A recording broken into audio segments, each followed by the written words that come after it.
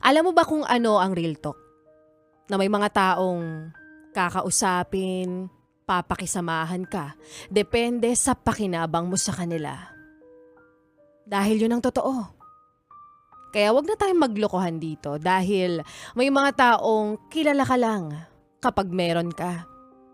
Pero kapag walang-wala ka, dapang-dapa ka na. Basura ka lang sa kanila.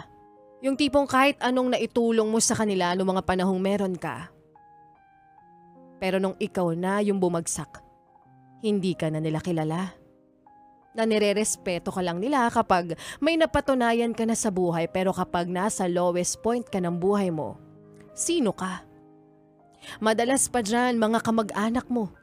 Yung mga kamag-anak mo na ikinukumpara ka noon sa ibang tao. Yung mga kamag-anak mo na ayaw kang makitang umangat.